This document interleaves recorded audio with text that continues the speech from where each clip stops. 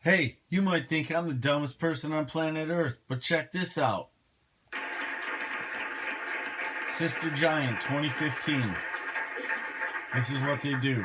We're gonna take a few more questions in a minute, but I would like to throw out some statistics, and there are lies, damn lies, and statistics, so you can question whatever you like. But let's just have this as a conversation starter, or even just a placeholder in your own mind. Food and agriculture needs to be right at the top of all of our agenda, Right. along with finance reform. But let's have a look. Livestock and their byproducts account for at least 32 million tons of carbon dioxide per year, or 51% of the world's greenhouse gas emissions. Sorry, guys. This was a report that came out a little while ago that was written by some World Bank advisors.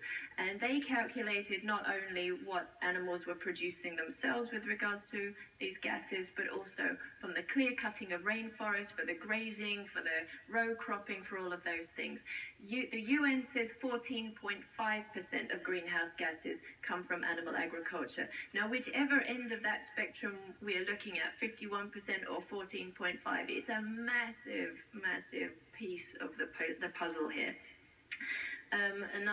Some more statistics. Animal agriculture ranges from 34 to 76 trillions, agriculture ranges from 34 to 76 trillion gallons of water annually. Animal agriculture uses a range of between 34 to 76 trillion gallons of water annually. Growing feed crops for livestock consumes 56% of water in the United States. Wow. This is a good one. One hamburger requires 660 gallons of water to produce it. Oh the equivalent of 2 months worth of showers. Now, if you're in California and you're worried about water, we need to be worrying about whether our taps are dripping and whether we take long showers, but we really need to be looking at what we're eating. And I'm talking specifically about the stuff that's really industrially produced. Let's have a look at a few more. I'm just doing my Bernie moment. I don't have a wife that tells me I shouldn't do this.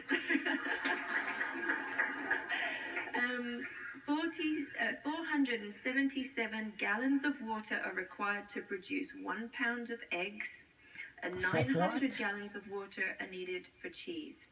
1 pound of cheese. This is a really important statistic when we're thinking about the efficiencies of food.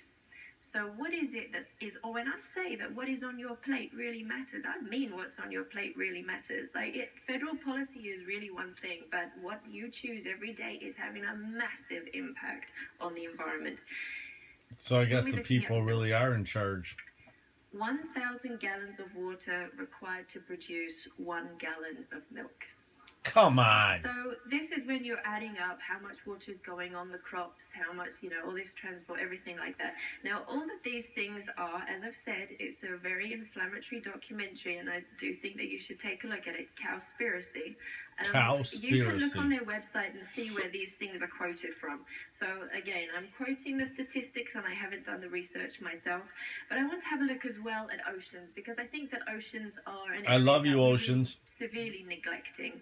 Yes, they are. Pulling out millions and millions of tons of fish every single year, not allowing the stocks to regenerate. Our oceans are decimated. In the same way that we're clear-cutting the rainforest, we are stripping the oceans of life.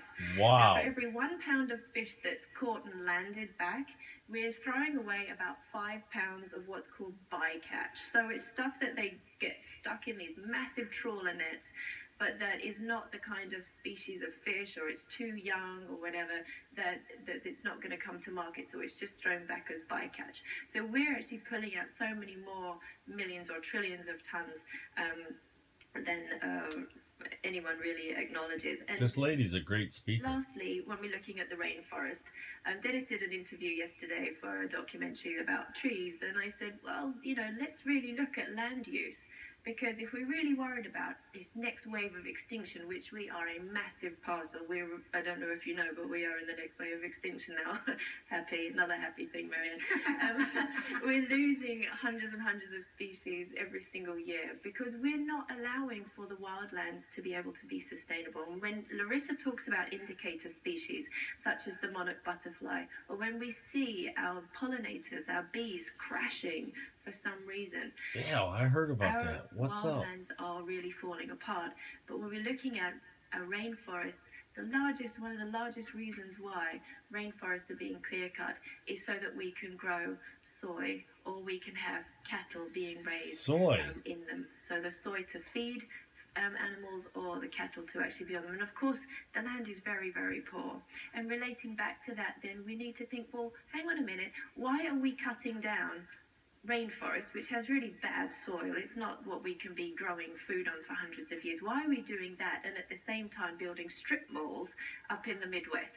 Why are we allowing for urban sprawls? Why when I drive along the road or I fly in a plane, which I shouldn't do, but I do, why when I'm doing all of those things do I see this beautiful land and people not growing any vegetables on their gardens? That's what I've been saying. Trees are completely clear-cut when new developments come in.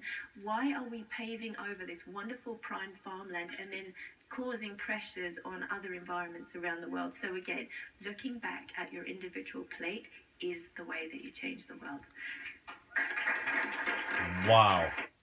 Okay, so it looks like Sister Giant is a good thing that we might want to all start looking at, because these people are making moves.